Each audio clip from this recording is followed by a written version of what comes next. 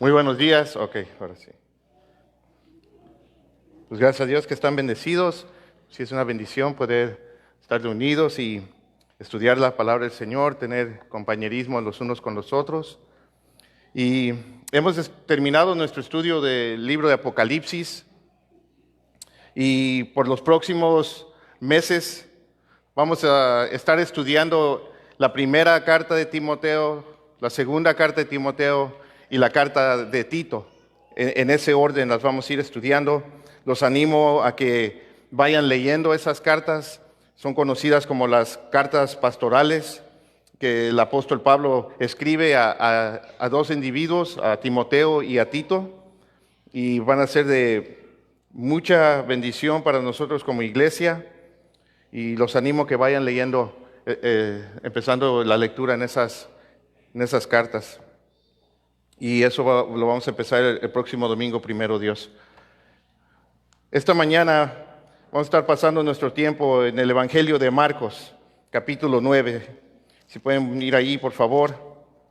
Vamos a estar estudiando los versos 30 al 37. Voy a pedir que si pueden abrir sus Biblias allí y ponerse de pie. Vamos a dar lectura y ver qué tiene el Señor para nosotros esta mañana.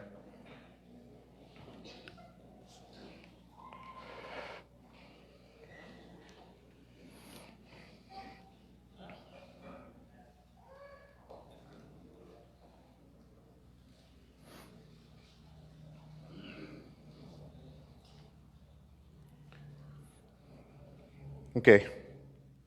¿Estamos ahí? Amén. ¿Están listos? Amén. Ok. Dice así Marcos, inspirado por el Espíritu Santo. Saliendo de allí iban pasando por Galilea. Él no quería que nadie lo supiera, porque enseñaba a sus discípulos y les decía: el Hijo del Hombre será entregado en manos de los hombres y lo matarán, y después de muerto, a los 3 días resucitará.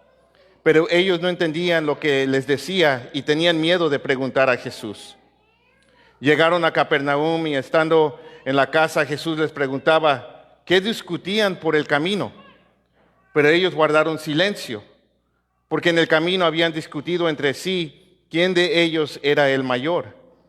Jesús se sentó, llamó a los 12 discípulos y les dijo: si alguien desea ser el primero, será el último de todos y el servidor de todos. Y tomando un niño, lo puso en medio de ellos y tomándolo en los brazos, les dijo: el que reciba a un niño como este en mi nombre, me recibe a mí.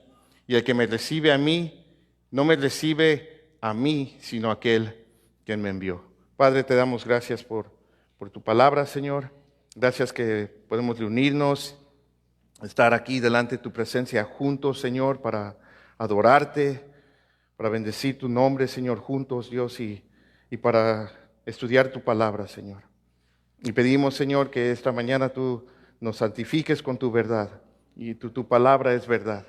Señor, que tu palabra haga y siga haciendo esa obra que tú estás deseando en cada una de nuestras vidas, que tú estás llevando a cabo en nuestras vidas por medio de tu palabra, Señor. Te doy gracias por cada uno de tus hijos que están aquí esta mañana, que han venido a recibir de ti, que han venido a ser instruidos en tu palabra por tu Espíritu Santo, Señor. Y te pido por todos los que están aquí acompañándonos, tal vez visitando, tal vez los están aquí porque se comprometieron a estar aquí. Tal vez hay algunos que ni quieren estar aquí, pero aquí están, Señor, por compromiso o lo que sea, Señor, y tal vez no te conocen, Señor. Pedimos que hoy ellos puedan conocer al único Dios verdadero, que hoy puedan conocer a su Creador, que hoy puedan saber que el Creador envió a su Hijo unigénito para salvar y para dar vida eterna, para perdonar los pecados. Que tú viniste a proveer la necesidad más grande que tiene el ser humano, que es la salvación y la vida eterna. Pedimos, Señor, que hoy obres a través de tu palabra. Hoy mengo, Señor, para que tú crezcas. Señor, usa tu siervo, Señor. Estoy aquí para hacer tu voluntad, Señor. y habla a tu pueblo, Señor. Aquí están para escuchar de ti. Te lo pido en el nombre de Jesús. Amén. Pueden tomar su asiento. Bueno, hace 2 semanas antes de terminar el libro de Apocalipsis, nos detuvimos en el Evangelio de Mateo y estuvimos aprendiendo ese domingo de los discípulos.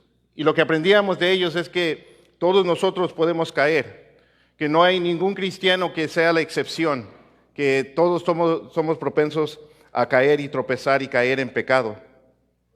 Y vimos que la razón por cual todos podemos caer es porque aún somos pecadores, el pecado sigue morando en nosotros y todos seguimos luchando con el orgullo. Pues los discípulos habían caído en la trampa de la autoconfianza y el orgullo. Ellos pensaban que eran lo suficientemente fuertes para no caer. Y ellos se opusieron a lo que Cristo les había dicho. Él les dijo, miren, esta noche todos se van a caer, todos van a tropezar. El pastor va a ser herido y las ovejas van a ser dispersas. Y ellos se aferraron a que ellos jamás harían eso. Pedro aún se dijo, no, yo aunque tenga que morir, y los discípulos todos dijeron lo mismo. Y a las cuantas horas el pastor fue herido y las ovejas fueron dispersas. Se cumplió lo que Jesús había dicho. Y hoy vamos a seguir hablando un poquito más sobre el orgullo, pero vamos a estar enfocándonos más que nada en lo opuesto de lo que es el orgullo. Hoy vamos a hablar sobre la humildad, de la virtud de la humildad. El Evangelio de Marcos es el evangelio más corto de los 4. Es conocido como el Evangelio de acción. Marcos no entra en muchos detalles. Él relata la vida y el ministerio de nuestro Señor Jesús de una manera rápida. Él nos da evento tras evento, suceso tras suceso. Y en el capítulo 1, Marcos se enfoca en dejarnos muy claro que Jesús es el Mesías, que Él es el Hijo de Dios. Allí en su bautismo tenemos el testimonio de Juan el Bautista. He aquí el Cordero de Dios que quita el pecado del mundo. Tenemos el testimonio del Padre y el testimonio del Espíritu Santo al descender sobre Él. Y de allí en adelante, Marcos nos presenta a Jesús en acción, haciendo milagro tras milagro, sanando, echando fuera demonios, perdonando pecados, calmando los vientos y el mar, dándole de comer a miles. Se lleva a Pedro, Juan y Jacobo al monte y se transfigura delante de ellos. Y en el capítulo 8 tenemos la confesión de los discípulos de que Jesús es el Cristo. Pedro, el portavoz de ellos, habla por los demás, pero todos estaban confesando que Él era el Cristo. Y ahora en el capítulo 9 y en el capítulo 10, Jesús está haciendo su tercer y último recorrido de Galilea. Y de allí va a ir a Judea y de Judea a Jerusalén para ser crucificado. Entonces, en pocos capítulos, Marcos cubre la vida y el ministerio de nuestro Señor Jesucristo. Y Jesús ahora se va a enfocar en instruir a los discípulos. Y aparte de instruirlos, una y otra vez les va a recordar que Él tiene que morir y ser levantado al tercer día. Entonces, aparte de estar preparándolos para su muerte y su resurrección, hay cosas que ellos necesitan saber. Ellos necesitan estas lecciones. Y estas lecciones que Jesús le va a dar van a ser lecciones en privado, no son públicas, son exclusivas solamente para los discípulos, para los seguidores de Jesús, que la mayoría de nosotros somos. Jesús ahora ya se ha apartado de las multitudes y ahora Él quiere pasar un tiempo a solas con los discípulos. Y el tema que Jesús va a tratar con ellos en estos versículos que acabamos de leer es el tema de la humildad.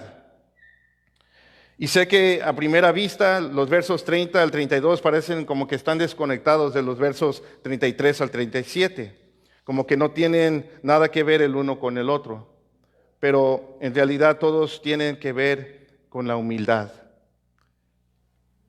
¿Ves? La humildad en los tiempos de Jesús y en esa cultura no era vista como una virtud.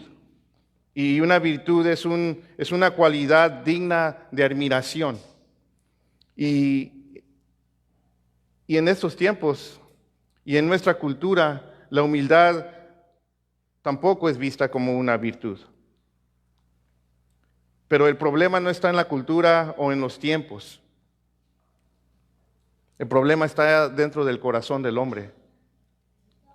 ¿Ves? La humildad es ajena a nosotros, es desconocida al corazón humano, porque todo corazón caído es adorador de sí mismo.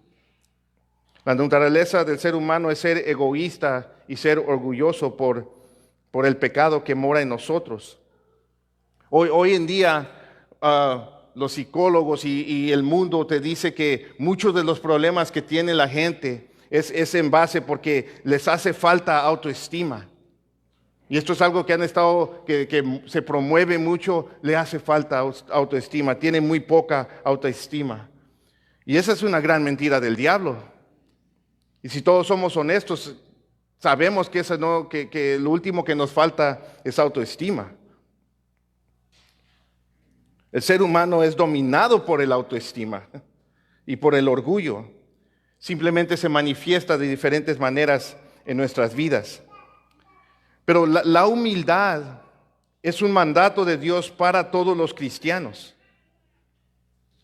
Es algo que tenemos que nosotros aprender. ¿Por qué? Porque esto es lo que Dios manda. Esto es lo que Dios espera de ti y de mí como hijos de Dios. Esto es lo que Él ve. Esto es lo que lo atrae a Él, un corazón humilde. Pues para Dios la humildad sí es una virtud. Es una cualidad digna de admiración. Y Dios es atraído por el corazón humilde. A lo largo de toda la Escritura, desde el Antiguo Testamento, en el Nuevo Testamento, vemos que este es el corazón de Dios. Vemos que Dios lo presenta como un mandato a través de sus siervos. Una y otra vez nos lo repite. En Isaías 66, 1 y 2. Aquí vemos que el Señor se exalta a sí mismo. Él dice, así dice el Señor, el cielo es mi trono y la tierra el estrado de mis pies. ¿Dónde pues está la casa que podrían edificarme? ¿Dónde está el lugar de mi reposo? Todo esto lo hizo mi mano, y así todas estas cosas llegaron a ser, declara el Señor. Entonces el Señor aquí se exalta a sí mismo, y Él se puede exaltar a sí mismo porque Él es el creador de todo el universo. Él es el único que tiene el derecho de exaltarse a sí mismo. Pero sigue diciendo allí, pero a este miraré. ¿A quién dice que mirará? Al que es humilde y contrito de espíritu y que tiembla ante mi palabra. Dios mira a los humildes de espíritu. Él es atraído por ellos. En Miqueas 6:8 se nos dice, Él te ha declarado, oh hombre, lo que es bueno y qué es lo que demanda el Señor de ti, sino solo practicar la justicia, amar la misericordia y ¿qué? Andar humildemente con tu Dios. Jesús en Lucas 14:11, Él nos dice, porque todo el que se engrandece será humillado, y el que se humille será engrandecido. El apóstol Pablo en Efesios 4:1 y 2, él nos dice, yo pues, prisionero del Señor, les ruego que ustedes vivan de una manera digna de la vocación con que han sido llamados. ¿Y cómo es que tú y yo vivimos de una manera digna a la vocación que nosotros hemos sido llamados? Dice que vivan con toda humildad y mansedumbre, con paciencia, soportándose unos a otros en amor. Colosenses 3:12, Pablo les dice a la iglesia de Colosas, entonces ustedes, como escogidos de Dios, santos y amados, revístanse de tierna compasión, bondad y ¿qué? Humildad, mansedumbre y paciencia. Santiago nos dice, pero Él da mayor gracia. Dios nos da mayor gracia.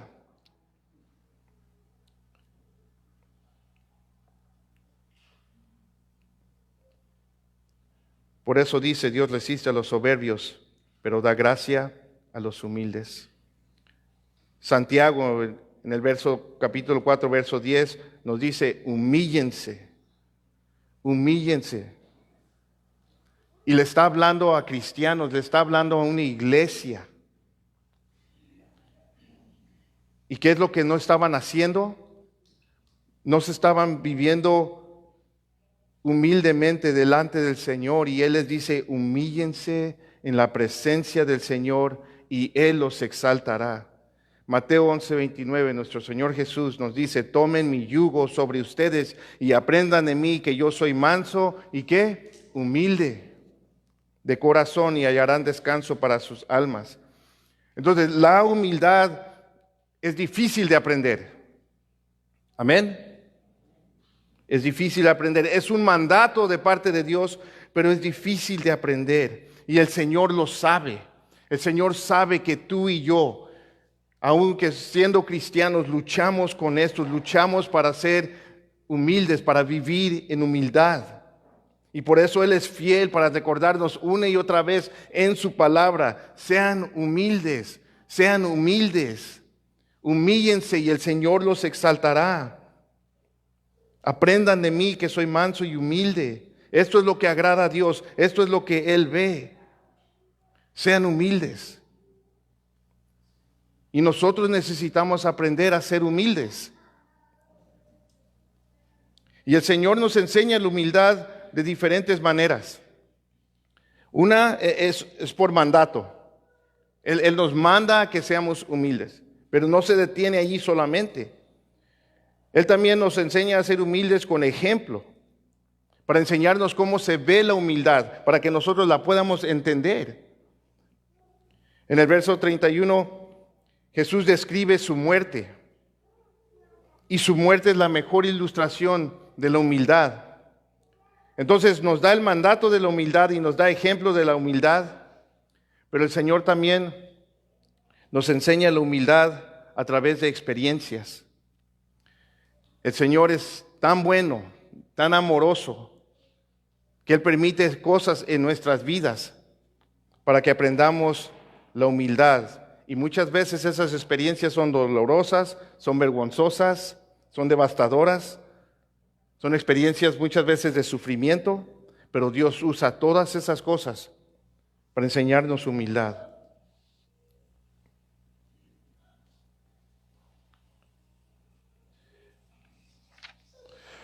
Los discípulos necesitaban aprender humildad igual que nosotros, porque a pesar de que somos cristianos aún tenemos orgullo. Amén. ¿Podemos admitir eso esta mañana? Aún tenemos orgullo, ¿verdad? Y todos los días tú y yo luchamos con el orgullo, igual que los discípulos. ¿Ves? Ellos necesitaban esta lección. Yo necesito esta lección. Ustedes necesitan esta lección. Todos necesitamos esta lección. Continuamente necesitamos estar siendo recordados que tú y yo necesitamos vivir humildemente delante del Señor. Pero los discípulos la necesitaban porque ellos estaban luchando con el orgullo. Ellos están pensando que Jesús va a establecer su reino en cualquier momento, que Él va a derrotar a los romanos, que ellos están emocionados de la gloria y de la exaltación venidera, el triunfo, la victoria. Esto es lo que está llenando la mente de los discípulos al estar caminando con nuestro Señor Jesús. Pero lo que no entendían es que el establecer su reino y todas estas cosas y que ellos iban a reinar con Él era algo todavía muy lejano. Lo que ellos no entendían es que no iba a ser en ese momento, que todavía no sucede eso. Aún hasta el día de hoy han pasado 2000 años y todavía no sucede esto. Aún después de que Jesús resucitó en el libro de los Hechos, cuando Él está con ellos por última vez, esta fue la pregunta que le hicieron: Señor, ¿vas a establecer el reino? Ellos estaban anticipando eso, estaban emocionados por esto, pero estaban emocionados sobre todo esto de una manera egoísta. Y Jesús necesita tratar este asunto con ellos. Y otro de los problemas que ellos tenían es que los discípulos crecieron con un mal ejemplo de lo que era ser espiritual. Pues ellos se criaron en el judaísmo. El orgullo espiritual dominaba el judaísmo. los líderes espirituales de Israel, ellos se llamaban la atención a sí mismos, ellos se exaltaban a sí mismos sobre todos los demás, en la manera que se vestían, con ropas largas, y cuando daban dinero en el templo, tocaban trompeta para que todos supieran que ellos estaban dando dinero. Cuando querían dar la apariencia de humildad, se sentaban en lugares públicos y se echaban cenizas sobre sus cabezas. Les gustaba orar en los lugares públicos, haciendo largas oraciones para que los demás pudieran ver qué tan espiritual y qué tan cercanos estaban ellos a Dios. Estos eran los modelos espirituales en ese entonces. Es lo único que los discípulos conocían. Entonces, los únicos líderes religiosos que ellos conocían eran hombres que se exaltaban a sí mismos. Y ellos están todos emocionados porque son seguidores de Jesús. Ellos están todos emocionados en el hecho de que ellos saben que Él es el Mesías, ya lo confesaron, que Él los escogió, que Él los llamó. Y en aquel tiempo, para que un rabí, para que un maestro te llamara a que fueras su discípulo, era un honor grandísimo. ¿Ves? El maestro escogía a sus discípulos y Él los había escogido a ellos. Entonces, todo esto tenía el orgullo de los discípulos bien elevados. Y se les hacía difícil a ellos vivir con humildad, de humillarse. Estaban tan envueltos en su orgullo que nomás se la pasaban discutiendo sobre cuál de ellos iba a ser el mayor en el reino de los cielos, cuál de ellos iba a ser el más grande. Y cada vez que Jesús hablaba de su sufrimiento, de su muerte, cuando hablaba de cargar la cruz, de negarse a sí mismo, ellos se hacían los sorditos.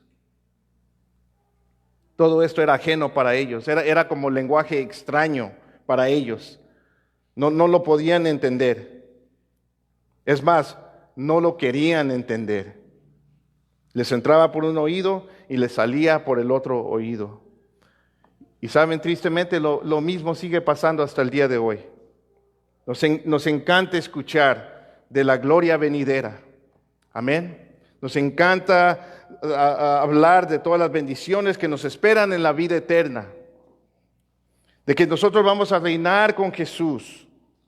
Y está bien, sí nos deben de emocionar esas cosas, porque eso es lo que nos espera. Y es verdad.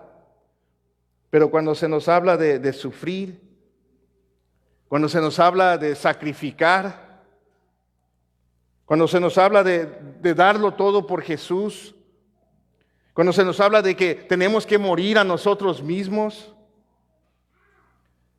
no nos gusta, no estamos dispuestos. Este martes, en nuestra reunión de servidores, estudiábamos sobre el servicio sacrificial. De que todos nosotros como cristianos estamos llamados a servir al Señor de una manera sacrificial. Estábamos estudiando 2 Timoteo, donde Pablo le está recordando a Timoteo, hey, yo sé que es difícil, Timoteo, lo que estás viviendo, estás pasando por cosas muy, muy difíciles, muchas luchas, muchas pruebas. Y él le dice, pero acuérdate de Jesús, resucitado entre los muertos. Cuando estés queriendo tirar la toalla, Timoteo, cuando te sientas que ya no puedes más, que ya no puedes sacrificar más, le dice, acuérdate de Jesucristo, resucitado de entre los muertos. Y recordamos que Jesús, siendo hombre, Él primero tuvo que sufrir antes de ser glorificado. Que Él tuvo que ser humillado antes de ser coronado. De que Él tuvo que morir antes para poder resucitar. Que Él tuvo que conocer la persecución antes de la exaltación. Y fuimos recordados que ninguno de nosotros podemos esperar nada menos. El camino a la gloria es sobre espinas, hermanos, no es sobre pedales de rosas. Así que Jesús nos va a dar una lección sobre la humildad, y vaya que la necesitamos. Y Él nos va a dar la lección de humildad porque Él es el único que está calificado para podernos enseñar la humildad. Amén. Y empieza donde necesita empezar, recordándoles de su muerte, porque esa es la más grande de todas las humillaciones en toda la historia de la humanidad. Entonces empezamos con Cristo, el supremo ejemplo de humildad. En el verso 30 se nos dice, Marcos capítulo 9, saliendo de allí, iban pasando por Galilea, y él no quería que nadie lo supiera. Entonces están caminando por Galilea, van rumbo a Capernaum, están en la parte norte y van rumbo a la parte sur. Y se está acercando Jesús más y más hacia la cruz. Y eso es lo que está en la mente de Jesús. Eso es lo que está ocupando su mente de él. Y él quiere tomar este tiempo antes de ir a la cruz para pasar un tiempo personal con los 12 discípulos. Y él no quería que nadie lo supiera. ¿Por qué? Verso 31 nos dice, porque enseñaba a sus discípulos. ¿Y qué les enseñaba? Bueno, les decía, el Hijo del Hombre será entregado en manos de los hombres y los matarán, y después de muerto, a los 3 días, resucitará. Él les estaba enseñando sobre su muerte y su resurrección. Ellos ya confesaron, tú eres el Cristo, tú eres el Hijo del Dios viviente. Ya no hay duda de quién Él es, pero sí hay duda de su plan. Y esta es la segunda vez que les dice esto. La primera vez se los dijo en el capítulo 8, se los vuelve a decir aquí, y les va a volver a decir lo mismo en el capítulo 10. Pero ellos no pueden procesar esto, no lo pueden comprender. Ellos saben que Él es el Mesías, ellos saben pero lo que no saben es que la muerte del Mesías no lo podían aceptar, no lo podían abrazar.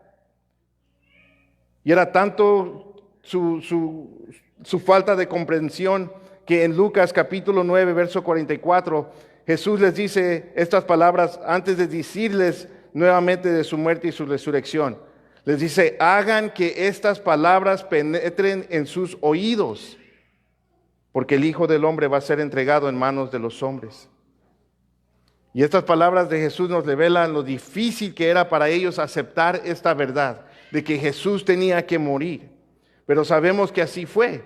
Sabemos que Jesús fue entregado. Sabemos que Judas lo entregó a los sumos sacerdotes. Y sabemos que los sumos sacerdotes lo entregaron a Pilato. Y sabemos que Pilato lo entregó para que fuera crucificado. Pues nosotros ya estamos de este lado, después de Cristo. Sabemos que todo esto se cumplió. Ellos estaban del otro lado, antes de Cristo, y no lo podían comprender. Y nosotros también sabemos la razón por cual Jesús fue entregado en manos de los hombres para que lo mataran. Y la única razón por cual Jesús fue entregado para que lo mataran fue porque Él mismo se los permitió. En el Evangelio de Juan, Jesús nos dice, capítulo 10, versos 17 al 18, por eso el Padre me ama, porque yo doy mi vida para tomarla de nuevo. Nadie me la quita, sino yo la doy de mi propia voluntad. Tengo autoridad para darla y tengo autoridad para tomarla de nuevo. Este mandamiento recibí de mi Padre. Jesús dio su vida por su propia voluntad. Él no fue víctima de nadie. Jesús no pide que nosotros sientamos lástima por Él. Él se entregó en obediencia al mandato del Padre. Él murió por ti y por mí. Él decidió tomar nuestro lugar para poder perdonar nuestros pecados y para poder ofrecernos vida eterna. Y saben, hermanos, allí es donde empezamos a entender lo que es la verdadera humildad. Allí, en un firme entendimiento de la muerte y resurrección de nuestro Señor Jesucristo. Digo, no se puede empezar en ningún otro lugar. Es el fundamento sólido del Evangelio, es el fundamento sólido de nuestra fe. Y ahí es donde se empieza a entender lo que es la verdadera humildad, porque al entender la razón por cual Jesús se entregó, nos va a llevar a entender quién somos nosotros. Y eso es lo que es ser humilde. Esa es la verdadera humildad. Ser humilde es reconocer quién somos nosotros delante de Dios. La humildad es simplemente vernos como realmente somos. Significa ser sinceros con nosotros mismos. Significa saber quiénes somos y admitirlo, reconocerlo. Quiénes somos delante de un Dios santo. Y la muerte y resurrección de nuestro Señor Jesús hace exactamente eso. Nos revela quiénes somos. ¿Qué somos? ¿Qué somos? Somos pecadores. Amén. Somos pecadores. Somos pecadores salvos por la muerte y resurrección de Jesucristo. Y creo que el orgullo de repente nos puede dominar cuando se nos olvida quiénes somos nosotros en realidad. Porque se nos olvida. Amén. Y se nos olvida lo que Jesús hizo por nosotros. Los discípulos batallaron para entender que era necesario que el Hijo del Hombre muriera y que resucitara al tercer día. En el verso 32 se nos dice, pero ellos no entendían lo que les decía y tenían miedo de preguntar a Jesús. Entonces vemos que el Señor mismo es la mayor ilustración de humildad. Y ellos no lo entendían todavía, no lo podían entender, pero lo entendieron después. Amén. Después lo entendieron. Miren, Jesús era sin pecado y Él se humilló al hacerse hombre, al revestirse de carne y morir en la cruz por nosotros. Pues según de Corintios, Pablo nos dice que al que no conoció pecado, Dios lo hizo pecado por nosotros para que fuéramos hechos justicia de Dios en él. Y su muerte nos muestra a nosotros quiénes somos, nos revela que nosotros somos pecadores. Aquí, pecadores que se les ha mostrado gracia, misericordia, algo que no merecíamos. Y eso debe que producir humildad en nosotros. En el verso 33, Marcos nos sigue diciendo que llegaron a Capernaum y estando ya en la casa, Jesús les preguntaba qué discutían por el camino. Entonces Marcos nos dice que llegan a Capernaum, a una casa. No sabemos de quién era la casa. Algunos creen que probablemente era la casa de Pedro. Ahí es donde Pedro vivía, en Capernaum, es posible, no sabemos. Y cuando llegan a la casa, allí Jesús empieza a cuestionarlos a ellos. Y Él les hace una pregunta, ¿de qué discutían en el camino? ¿Ves? En todo el camino a Capernaum, estos hombres venían discutiendo, venían alegando. Y la verdad es que su discusión era bastante vergonzosa, era fea. Y el Señor los expone al preguntarles de qué venían discutiendo. Y no les preguntó porque no sabía. Él sabía muy bien lo que ellos venían discutiendo. Y en el verso 34 se nos dice, pero ellos guardaron silencio. No tenían nada que decir. No querían admitir de lo que estaban discutiendo porque sabían que era vergonzoso. Y se nos sigue diciendo, porque en el camino habían discutido entre sí quién de ellos era el mayor. ¿Ves? Jesús ya les había dicho en el capítulo 8 de su muerte. Se los vuelve a decir aquí otra vez. Y ellos venían discutiendo sobre quién había de ser el mayor entre ellos en el reino de los cielos. ¿De cuál de ellos iba a ser el más grande? Una discusión muy vergonzosa, la verdad. Digo, esto es algo que muchas de las veces no lo discutimos, pero muchas veces lo pensamos. Imagínense que estuviéramos aquí discutiendo Hey, Demis, yo voy a ser más grande que tú en el reino de los cielos. Y que Demis me diga, no, yo. Que Lupe diga, no, yo voy a ser el más grande. ¿Se imaginan? Pero eso es lo que estaban haciendo los discípulos, a que se les confió la edificación de la iglesia. Pero tenemos que recordar quiénes fueron sus modelos, los líderes religiosos. Siempre la competencia espiritual, siempre buscando las primeras sillas en las sinagogas y los primeros en las cenas, siempre buscando honor. Amaban que los saludaran en las plazas. Pero los discípulos sabían que ellos estaban mal, sabían que esto estaba mal. Y cuando tú y yo lo hacemos, o lo pensamos, también sabemos que estamos mal. Por eso ellos se quedaron callados, porque estaban avergonzados. Sabían que su actitud estaba muy mal. Pues el Señor le acaba de hablarles de su propia humillación y ellos vienen pensando solamente en su autoexaltación. Vemos los discípulos llenos de orgullo, de ese orgullo que solamente busca lo suyo. Y el orgullo, hermanos, es igual que todo pecado, cualquier otro pecado. Es más, es la raíz de la mayoría de los pecados. El orgullo se concibe en el corazón, pero se refleja en lo exterior. Y sabemos qué es lo que hace el orgullo. ¿Qué hace el orgullo? Que es una obra de la carne. ¿Qué produce? No produce nada bueno. El orgullo critica, el orgullo juzga, el orgullo es comparativo, menosprecia, hace a los demás menos para su propia exaltación. El orgullo destruye la unidad. No hay lugar para el orgullo en el cuerpo de Cristo.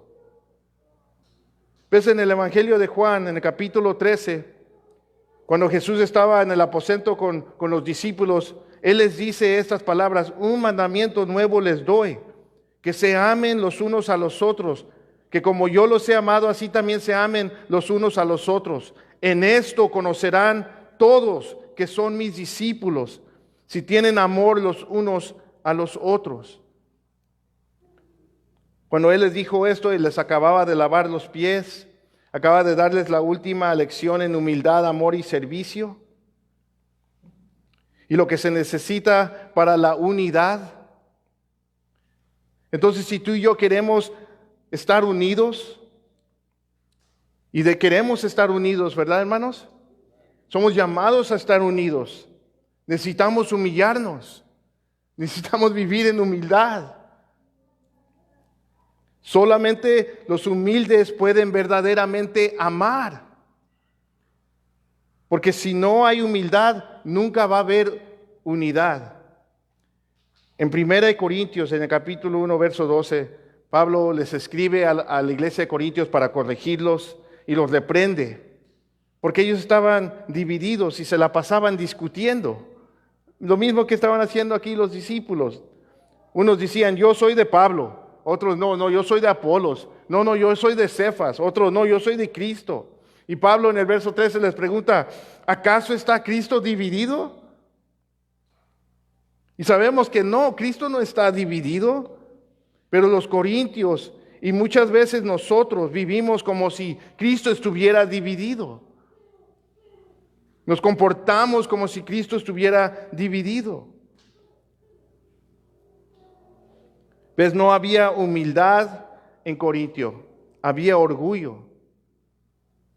Y cuando tú y yo estamos viviendo como si Cristo estuviera dividido, es porque no hay humildad, es porque hay orgullo, porque le hemos dado lugar al orgullo en nuestras vidas. En Filipenses 1:27, Pablo le dice a la iglesia de Filipo, estén firmes en un mismo espíritu, luchando unánimes por la fe del Evangelio. El cuerpo de Cristo es llamado a estar firmes en un mismo espíritu y a que tú y yo estemos luchando unánimes, unidos por la fe del Evangelio. Y tú y yo no podemos luchar unánimes por la fe del Evangelio si le damos lugar al orgullo. Porque el orgullo destruye la unidad. Recordemos que el testimonio de un digno caminar, según Efesios 4, nos dijo el apóstol Pablo, es que la humildad. Porque la humildad guarda la unidad del Espíritu en el vínculo de la paz. Ahí Pablo en Efesios 4, 3 al 5 nos sigue diciendo, esfuércense por preservar la unidad del Espíritu en el vínculo de la paz. ¿Por qué? Porque hay un solo cuerpo, un solo Espíritu, así como también ustedes fueron llamados a una misma esperanza de su vocación, un solo Señor, una sola fe, un solo bautismo, un solo Dios y Padre de todos, que está sobre todos, por todos, en todos. La unidad en el pueblo de Dios es crítica, es vital para el testimonio del Evangelio. Y esto se logra cuando todos estamos viviendo en humildad. En el verso 35, Jesús le sigue diciendo, Marcos nos sigue diciendo, Jesús se sentó, llamó a los 12 discípulos y les dijo, si alguien desea ser el primero, será el último de todos y el servidor de todos. Entonces Jesús se sienta, llama a los 12. Recuerden, Él sabe muy bien lo que ellos venían discutiendo en el camino. Y Él les dice, si alguien quiere ser el primero.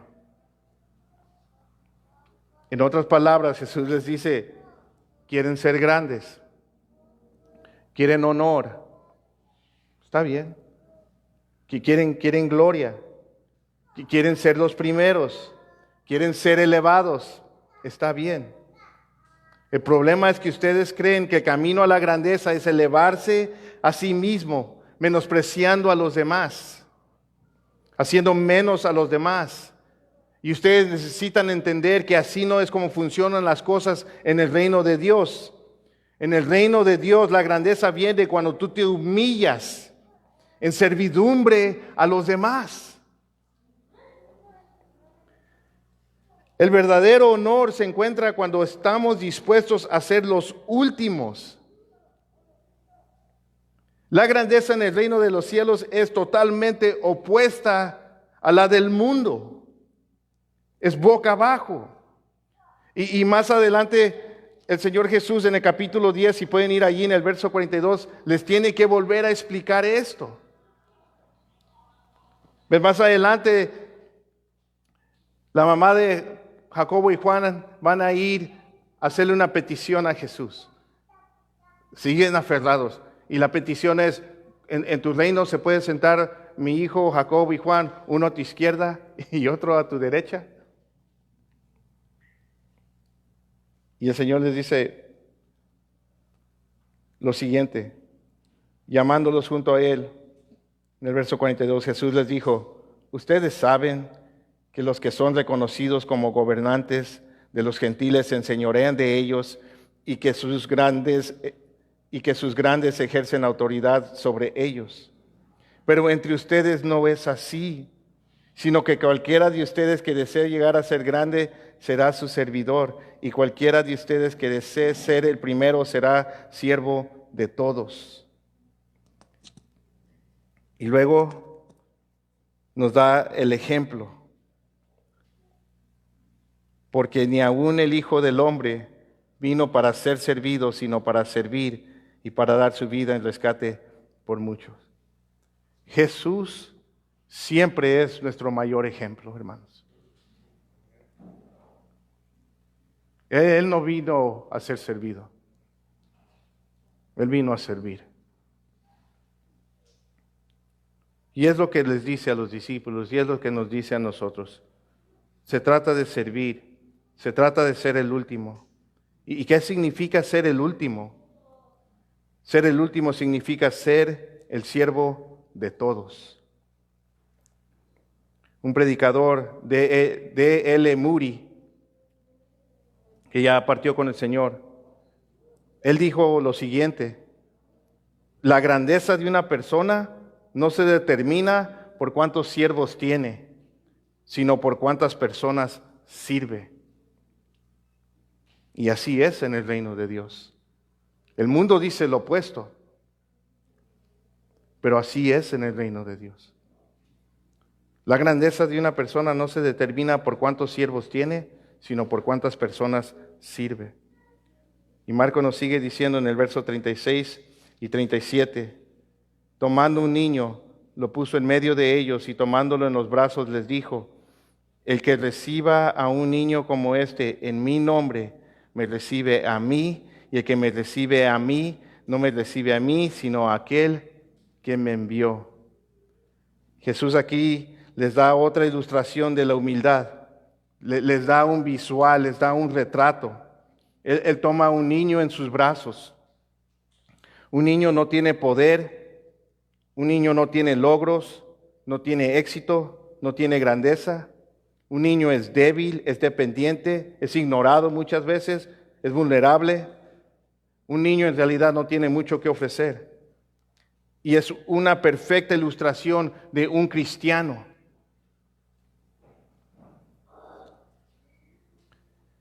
¿Y qué está diciendo Jesús? Jesús nos está diciendo que cuando un cristiano viene a ti, Cristo viene a ti. Jesús nos está diciendo que la manera que tú tratas a otros cristianos es la manera que tratas a Cristo. Es la manera que tratas a Dios. Pues ellos están pisoteándose los unos a los otros, se están menospreciando, queriendo ser el más grande, en vez de aceptarse los unos a los otros, en vez de estarse sirviendo los unos a los otros en humildad, en vez de recibirse los unos a los otros en amor. Y Jesús les dice, porque cuando un hermano viene a ti, dice, yo vengo a ti. En Mateo 18, del verso 1 al 5, Mateo nos cuenta este relato más detallado. Y ahí se nos dice: en aquel momento se acercaron los discípulos a Jesús, diciendo: ¿quién es el mayor en el reino de los cielos? Y él, llamando a un niño, lo puso en medio de ellos y dijo: en verdad les digo que si no se convierten y se hacen como niños, no entrarán en el reino de los cielos. Pues para los discípulos todo el tiempo, todo se trataba de quién era el más grande.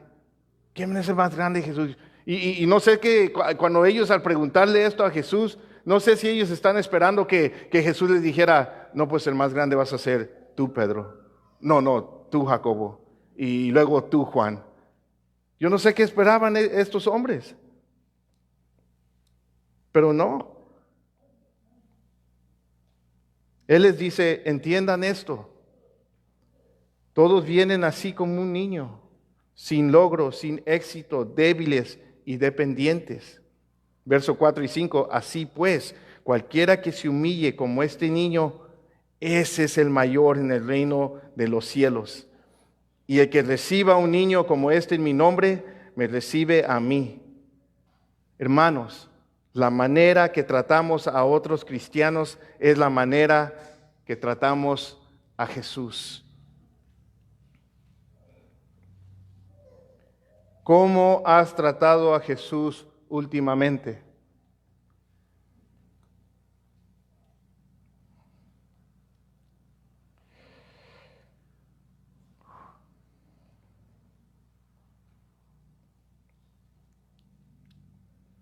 Pero el viernes yo no traté a Jesús muy bien, que digamos.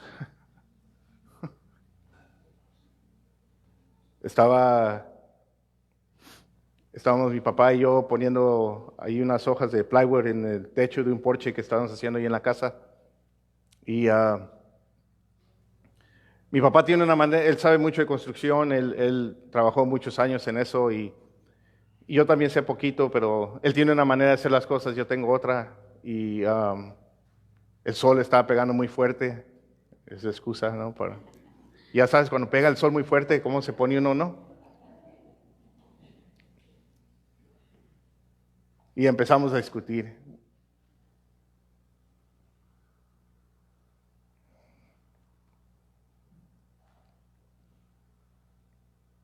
No dijimos groserías ni nada así, pero sí le dije algunas cosas que me arrepentí después de haberle dicho.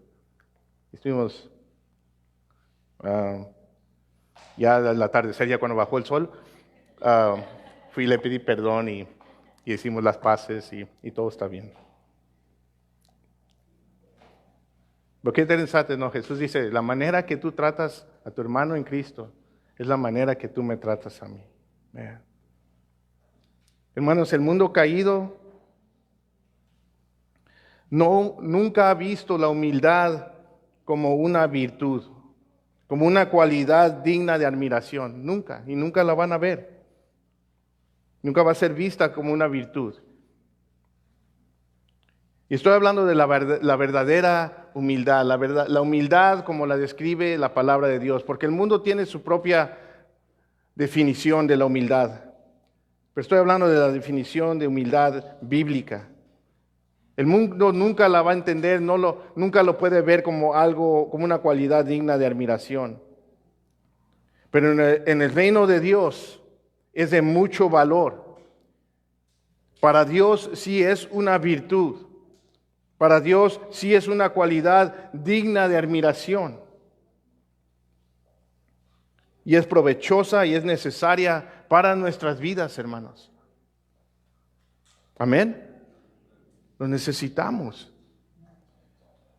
Miren, la virtud que hay en la humildad es que nos ayuda a tratar a nuestros hermanos en Cristo como Dios manda, como debemos de hacerlo. Nos ayuda a recibirlos como debemos, como si estuviéramos recibiendo a Cristo mismo, a Dios mismo.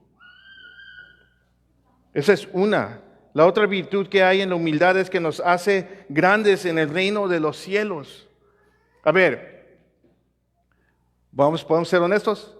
¿Estamos en confianza? ¿Quién quiere ser grande en el reino de los cielos? Ya están todos bien humildes, ¿verdad?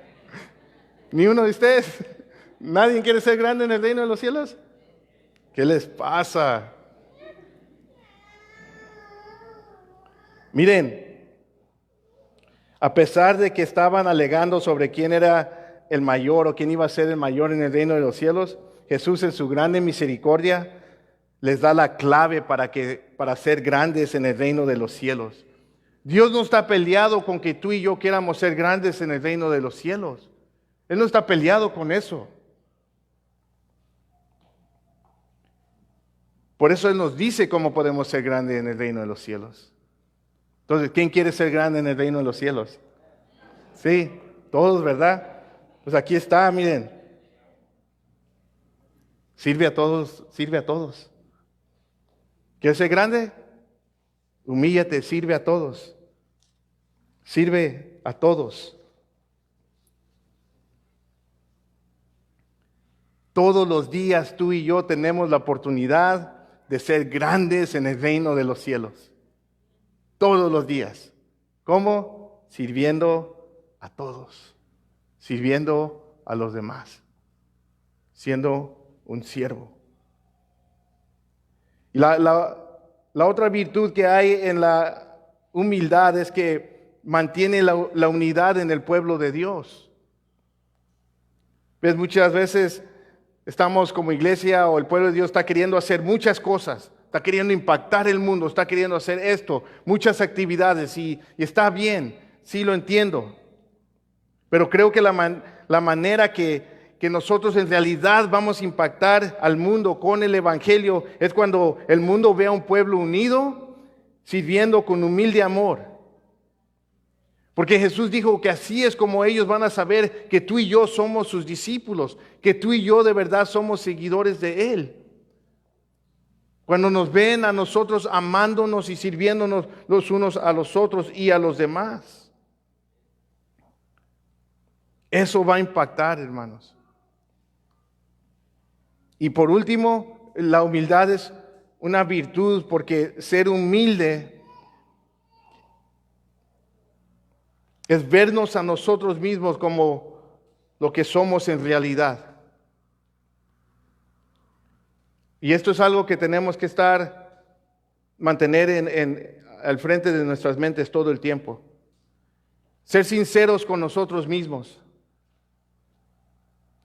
Y es la muerte y resurrección de nuestro Señor Jesucristo que nos ayuda a entender esta realidad. Somos pecadores, salvos por la gracia de Dios.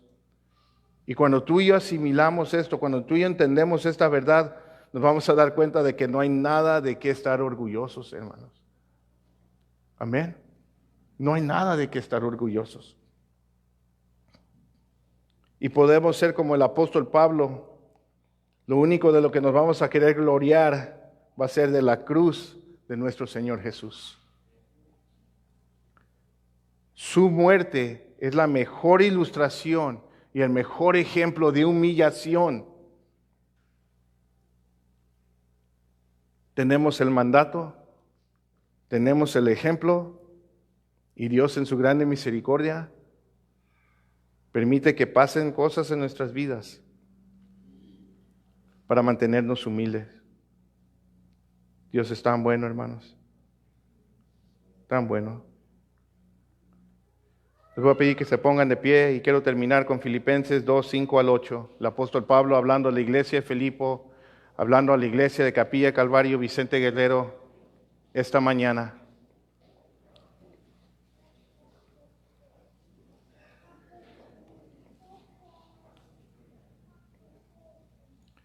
Es más, ¿lo podemos leer todos juntos? Ahí creo que va a estar allí, detrás de mí, lo podemos leer todos juntos. Filipenses 2, 5 al 8. Apóstol Pablo hablando. 1, 2, 3. Haya pues en ustedes esta actitud que hubo también en Cristo Jesús, el cual, aunque existía en forma de Dios, no consideró el ser igual a Dios como algo a que aferrarse, sino que se despojó a sí mismo, tomando forma de siervo, haciéndose semejante a los hombres, y hallándose en forma de hombre, se humilló él mismo, haciéndose obediente hasta la muerte y muerte de cruz. Padre, te damos gracias esta mañana. Gracias, Señor, por el ejemplo que nos has dado. No solamente nos diste el mandato, tú nos diste el ejemplo, Señor. Y Padre, tu deseo es que cada uno de nosotros vivamos de una manera digna del llamado a la vocación que has hecho a cada uno de nosotros. Tenemos una responsabilidad ante ti, los unos con los otros, y aún delante de este mundo que no te conoce, Señor, de vivir en humildad para la gloria de tu nombre, Señor. Y esto requiere morir a nosotros mismos todos los días. Queremos ser una iglesia que te glorifica, Señor. Queremos ser una iglesia que la gente vea y pueda decir, esa gente huele a Cristo. Esa gente sí son seguidores, porque eso es lo único que importa, Señor. No se trata de nuestra autoexaltación, no se trata de nosotros, se trata de que nosotros menguemos para que tú crezcas, Señor. Y tú sabes en qué área cada uno de nosotros estamos fallando en esto, Señor. Y pedimos, Señor, que hoy nos perdones, que hoy nos ayudes a ser honestos con nosotros mismos y arreglar lo que tenemos que arreglar, cambiar lo que tenemos que cambiar en nuestras vidas. Que podamos vivir en humildad todos los días de nuestras vidas, Señor. Y sabemos que vivir en humildad no significa vivir vidas perfectas, no significa que somos perfectos, pero sí significa que cuando nosotros fallamos, cuando la regamos, Señor, cuando pecamos, vamos a la cruz y pedimos perdón, Señor. Y se requiere humildad, reconocer cuando fallamos, reconocer cuando pecamos. Se requiere humildad para ir a la cruz y pedir perdón. Y podemos hacer esto porque sabemos que eres fiel y justo para perdonar y limpiarnos de toda maldad, Señor. Llénanos hoy de tu Espíritu Santo, Señor. La humildad es un fruto del Espíritu. Llénanos hoy de tu Espíritu Santo, Señor. Te doy gracias por tu iglesia esta mañana, gracias por tu palabra. Que hoy salgamos de aquí o que hoy exhibamos, que hoy nos revistamos de humildad, Señor, para la gloria de tu nombre. Damos gracias en el nombre de Jesús. Amén. Si tú estás aquí y tú nunca has reconocido a Cristo como tu Señor y tu Salvador, Él esta mañana te dice que Él te ama, que Él murió en esa cruz, que Él pagó el precio, que Él proveyó una manera para que tú puedas ser perdonado y puedas tener vida eterna. Su corazón es que tú lo conozcas, que conozcas al único Dios verdadero. Ese es el Evangelio, esas son las buenas noticias. Estás perdido, estás ciego, estás muerto, pero Él vino a salvar y buscar lo que se había perdido. Él vino a dar vida y vida en abundancia. Eso es lo que Dios te ofrece a través de su Hijo Jesús. Y si tú estás aquí y el Espíritu Santo te está revelando esta verdad de tu necesidad de Cristo, tal vez has estado viniendo y has estado escuchando una y otra vez y ya conoces el mensaje, pero nunca has tomado ese paso de fe, nunca te has rendido a Él. Hoy es el día. No esperes más. Tú necesitas a Cristo. Y se requiere humildad para poder reconocerlo. Y el Espíritu Santo se está obrando en tu vida esta mañana. Responde. Ven a Él. Confiésalo como Señor y Salvador. Pídele perdón y Él te va a perdonar. Si necesitan oración para cualquier otra cosa, aquí vamos a estar los hermanos para orar, para cualquier necesidad que tengan. Dios me los bendiga.